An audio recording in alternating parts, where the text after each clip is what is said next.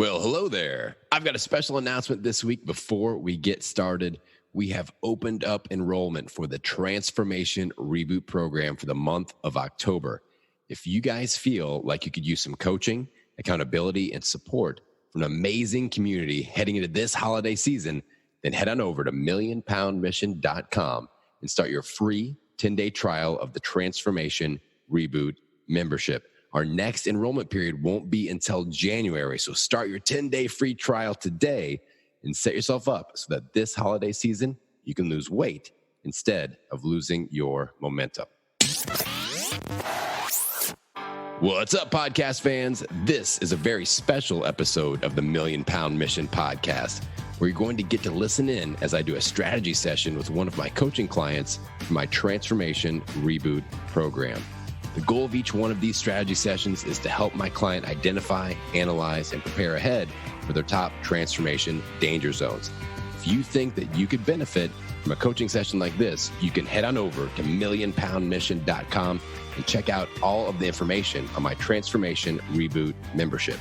Now, let's dive into the episode. All right, Brooke, welcome to your hot seat session. What can we focus on to help you out here today? Well, I want to talk about getting my routine together. Okay. I know you can help me with that. I don't know if it would be a good idea for you to just help me set up for next week, how the process you go through. Yeah. Would that be good? Yeah. So are you talking about the whole life routine or just your workouts? How specific do you want to get here? Okay. Organized. The whole life. All right. Let's fix your whole life routine here in the next 14 minutes. Here we go. So what process do you go through every week at least? Walk me through. Right. So what I do is, let me pull up my document here. So I have the spreadsheet where I do it on Thursdays, but you could just easily do it on a Sunday like it is today. I think it's important to do it before you hit the week. So I wouldn't recommend doing this on a Monday because then you're already going. Right. So I've got two spreadsheets that I use. The first one is the big week, snapshot.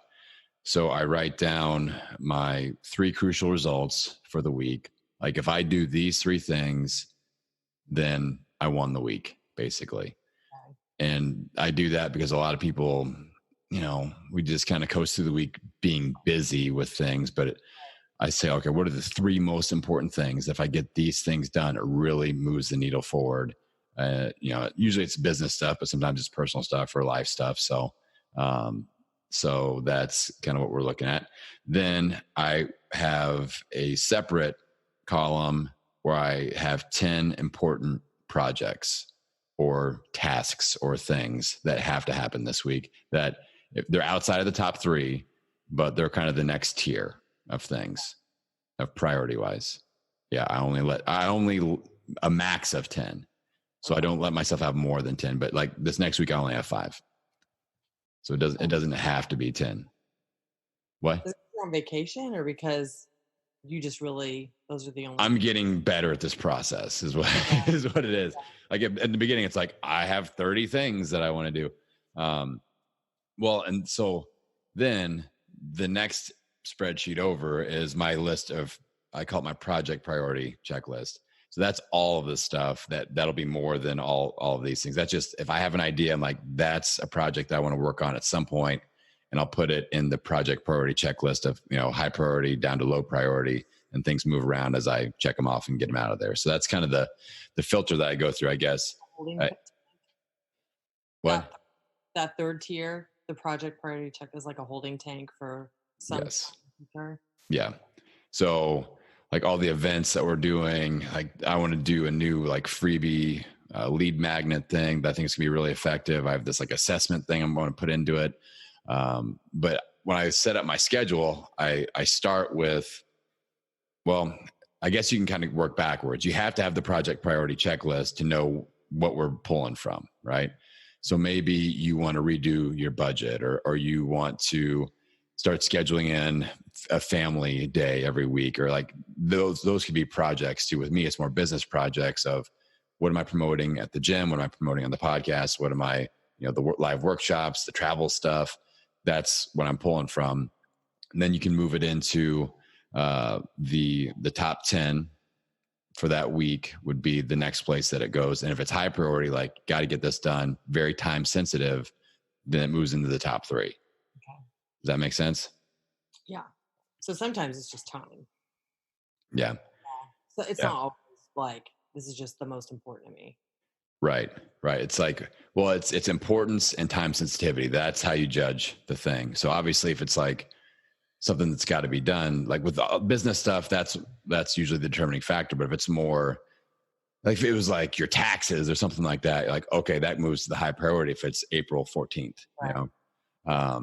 Or like if you want to do a special, like I know you're helping work on like Mandy's, bridal shower, that's time sensitive. So that's going to move it in the priority checklist because it's got to be done by a certain time. Right. Yeah. So that's how you judge it, with time sensitivity and impact and importance. Right. Like, what will make the largest impact? And this helps me with my entrepreneurial ADD a lot, where I'll have all these things. I'm like, I want to do all of these things. And I'm like, all right, what's going to move the needle the most with my audience and me? What's financially makes the most sense? Right. All that. It helps me just kind of sort things out. So, but yeah, so I would start off, I guess, if you're going to build this system, like when you're first building it, start with project priority checklist, then have kind of your week at a glance, do your top 10 projects, and then move 3 of those over into the most important, the top 3. That's what I would do as a filter. And once you get into the flow of this, what you would do is kind of do the reverse and go, okay, I'm looking at my project priority checklist for next week. What is the top 3? And then dump the rest of the stuff that makes sense into just the top 10 side projects. I think I'm having trouble figuring out what's most important to me right now. Yeah. Because I've got like, one thing that drove me crazy is not being able to stay on top of my house being clean when I was, working and doing all the kids stuff after. And it wasn't terrible, like, but I just really wanted to be better at it. So I'm like all focused on like making sure that I like do stuff every day and like keep it to where it would just get to the point where I'd be like, okay, we have to drop everything and clean. And I wanted just to always be clean, and then I'm also like thinking about my workouts, my purse, like wanting to go out. Like one thing I really missed was connecting with my friends.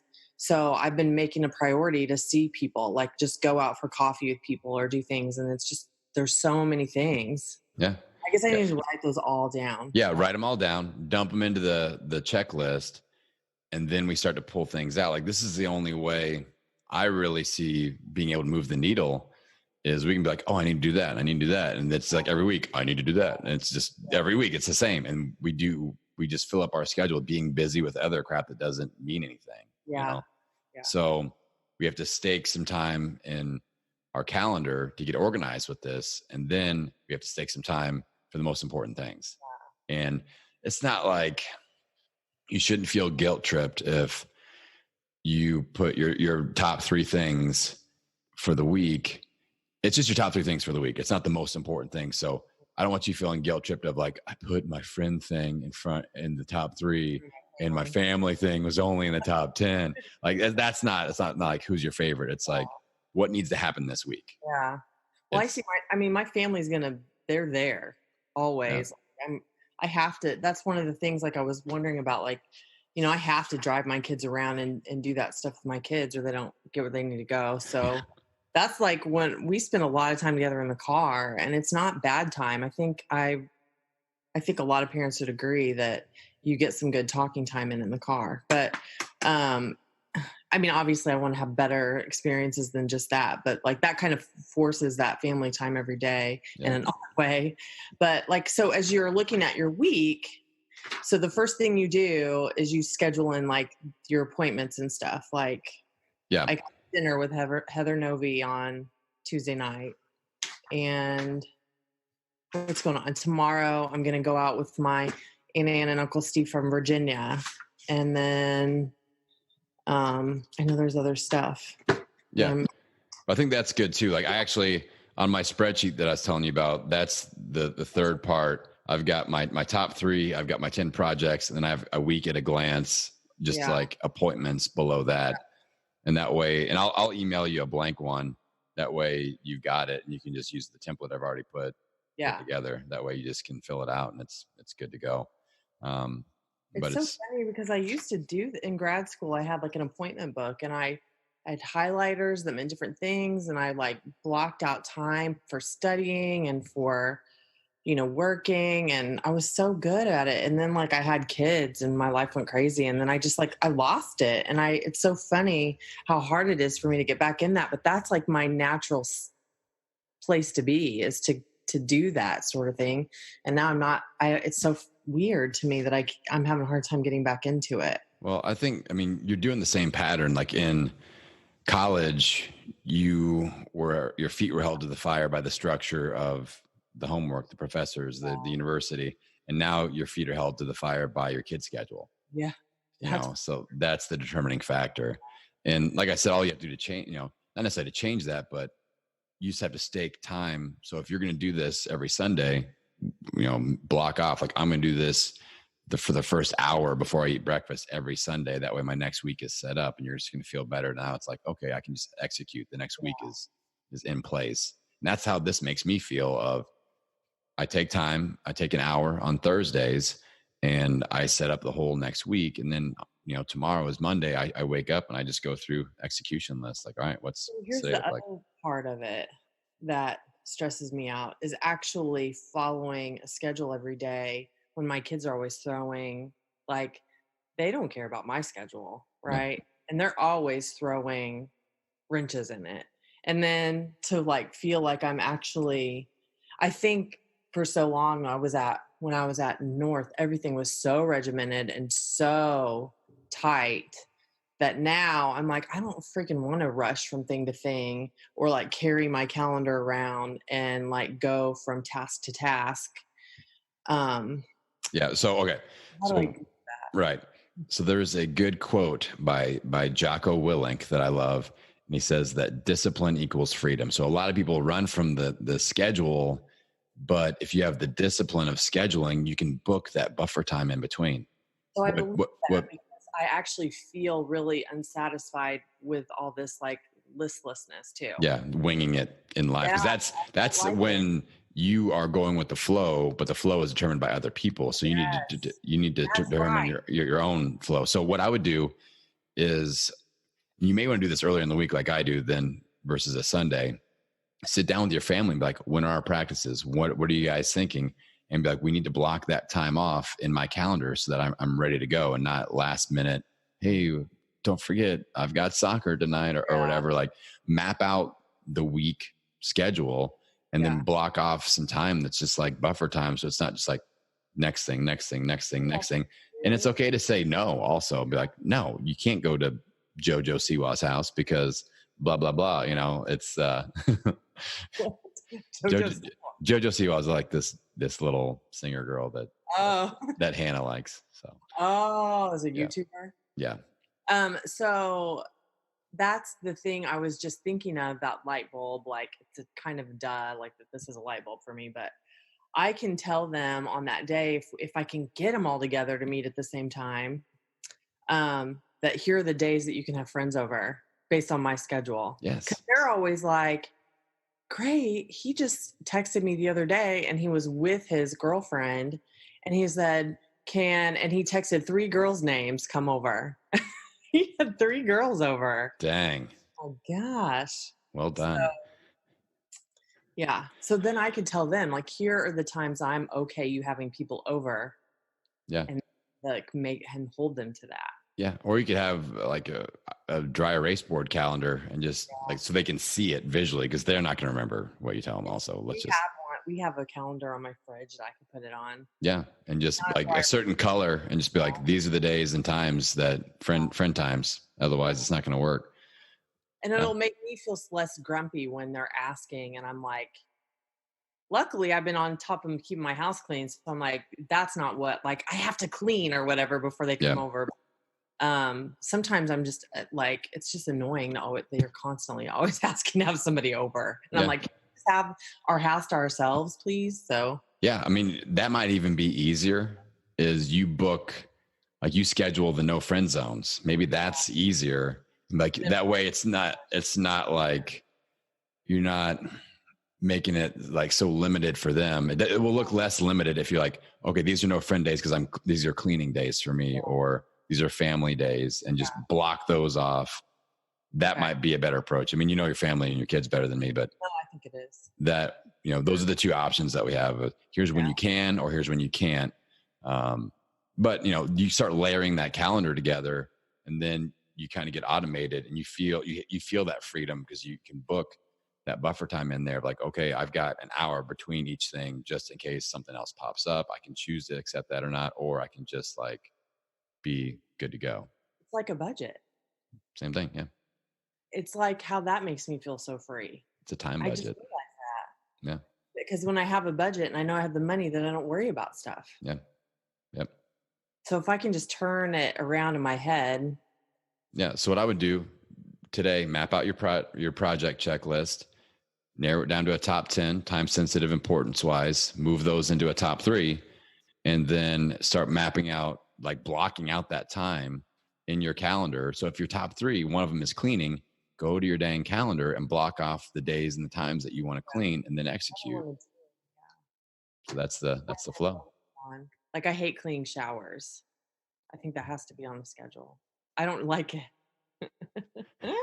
That's what you make your kids do. Be like, you want an extra day to have friends over? Go clean the showers. They clean toilets. Good one. They do Good their one. own laundry. Okay. Good. Yeah. So does that make you feel better as far as the routine wise? Yeah, it does. Okay. So in recap, let's make the project priority checklist. Yeah. Filter it down into a top 10 that could potentially happen this week. But then we take 3 out of that we will put effort into regardless. Yeah. We're going to move the needle on 3 big projects. Do you think one of them should be like, so like when I'm doing my, like my goals, my quarterly goals, should those always be in the top 3, or those? Not necessarily. They'll be like top 10. Yeah. Yeah. You know, they're not always, but maybe one of those projects leads into one of those things as far as your quarterly goals. I mean, it's not necessarily always intertwined with it's more like something might be popped up that's more time sensitive. So you got to knock that out. Like Mandy's wedding, your bridal shower isn't one of your top goals, but it's time sensitive and we got to knock it out, you know? So that's not right now, but it will be soon. Yeah. Yeah. Yep. So yeah, we feeling better about that? Yeah. Good. Excellent. I mean, eventually I'm going to get it. I'm like, I'm not your quickest study on this one for some reason. So, well, and our only big win this week will be getting that project priority list set up, and then we have something to work from. And then the next week you'll get into more of a flow. You'll get better at like, okay, this is, you know, at first I would set these top 3 things and I would try to cram like sub things in there. Like, here's the thing, but then part A, part B, and it ended up being like 10 things for each thing. I'm like, no. It's gotta be one thing. So if you're really focusing on one area, don't do that. So if you're only focusing, like, so for me, I might put like workshop at the gym, you know, and that's really broad. And then underneath that, in the same one thing would be, got to run a Facebook ad, got to email the clients, got to blah, blah, blah. But that, if that's super high priority, then each of those would be one of the top 3 things instead of thing 1, sub thing A, B, C. So just try to make it as specific as possible.